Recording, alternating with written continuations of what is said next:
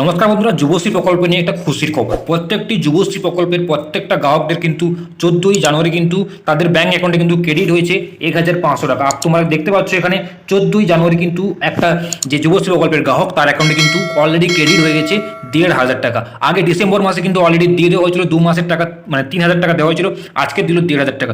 Total আপনাদের অ্যাকাউন্টে credit হয়েছে যুবশ্রী প্রকল্পের তরফ থেকে মোট 4500 টাকা কিন্তু তোমাদের কিন্তু ব্যাঙ্ক অ্যাকাউন্টে কিন্তু ক্রেডিট হয়েছে।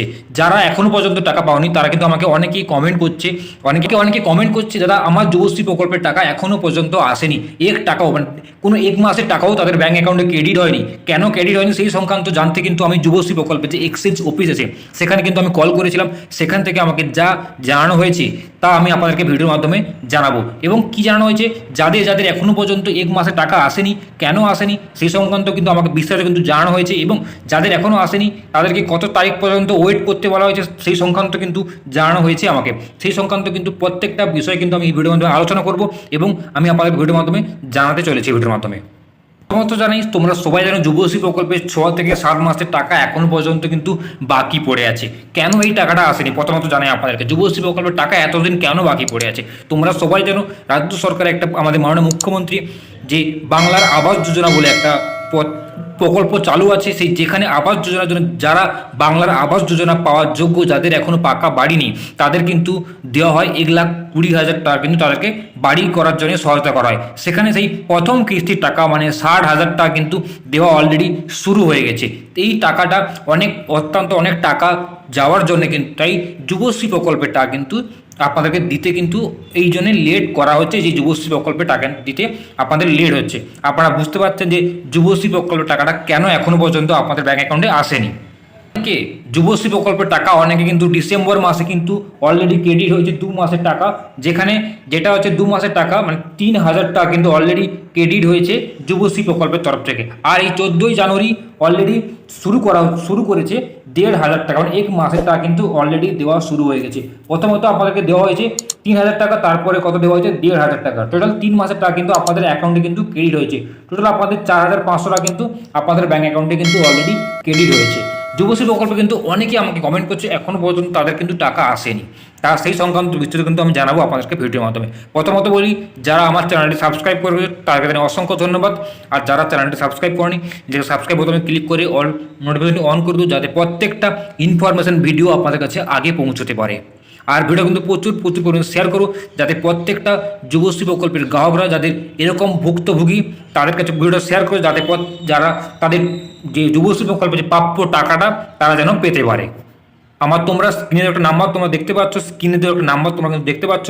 এই নাম্বারটিতে তোমরা যদি কোনো প্রকল্পের টাকা তোমাদেরকে এসে থাকে, যেমন যুবশ্রী প্রকল্প হোক, লক্ষ্মী ভাণ্ডার হোক বা কৃষক বন্ধু হোক, যদি কোনো টাকা কারোর কোনো ব্যাঙ্ক অ্যাকাউন্টে এসে থাকে বা কোনো কিছু যুবশ্রী প্রকল্প বা ইনফরমেশানে যদি কোনো থাকে, আমাকে এই স্ক্রিনে দেওয়া নাম্বার তোমরা আমার সাথে SMS করতে পারো, বা তোমাদের কোনো টাকা যদি এসে থাকে আমাকে এই নাম্বারে আমাকে কিন্তু স্ক্রিনশট করে পাঠাতে পারো। আমি তোমাদের প্রত্যেকটা যে আইডি কিন্তু আমি গোপন রেখে কিন্তু আমি ভিডিও বানাবো, যাতে আপনার দেওয়া খবর থেকে যাতে প্রত্যেকটি গ্রাহকরা যাতে তাদের খবরটি পেতে পারে, তার জন্যে এটা আমি চালু করেছি। বা আমার ডেসক্রিপশনে কিন্তু অলরেডি একটা গ্রুপের লিঙ্ক দেওয়া আছে, যেখানে প্রত্যেকটা খবর তো ভিডিওর মাধ্যমে দেওয়া সম্ভব নয়, তার জন্য কিন্তু আমি তোমাদের জন্য এটা কিন্তু হোয়াটসঅ্যাপ গ্রুপ কিন্তু ওপেন করেছি, যেখানে ডেসক্রিপশনে অলরেডি লিঙ্ক দেওয়া আছে। লিঙ্কে কিন্তু ক্লিক করে কিন্তু তোমরা কিন্তু এই হোয়াটসঅ্যাপ গ্রুপে কিন্তু জয়েন হতে পারবে। চলো বন্ধুরা, আমি যে এক্সচেঞ্জ অফিসে কল করেছিলাম সেখান থেকে কী জানা হয়েছে। আমি প্রথমত কল করলাম, কল করার পরে আমি জিজ্ঞেস করলাম, দেখুন যুবশ্রী প্রকল্পে কিন্তু অলরেডি টাকা আসা শুরু হয়ে গেছে, কারণ অনেক গ্রাহকরা আমাকে বলছে, কিন্তু অনেকে বলছে টাকা এখনও পর্যন্ত আসেনি, কেন আসেনি। ওখান থেকে আমাকে যেটা বলা হলো যে যুবশ্রী প্রকল্পের টাকা কিন্তু দেওয়া শুরু হয়ে গেছে। এবার ব্যাঙ্ক অ্যাকাউন্ট ওয়াইজ, একটা ডিস্ট্রিক্ট ওয়াইজ ছাড়া হয়, প্লাস একটা ব্যাঙ্ক অ্যাকাউন্ট ওয়াইজ কিন্তু একটা ছাড়া হয়। যার যেরকম ব্যাঙ্ক অ্যাকাউন্ট তার কিন্তু সেরকমভাবে কিন্তু টাকা কিন্তু ক্রেডিট হয়। অলরেডি আমাকে ওখান থেকে বলা হয়েছে জানুয়ারি 20 তারিখ অবধি ওয়েট করতে বলা হয়েছে। যাদের যাদের এখনও টাকা আসেনি 20 তারিখের মধ্যে সমস্ত প্রকল্পের টাকা কিন্তু চলে আসবে তো তাদের ব্যাঙ্ক অ্যাকাউন্টে।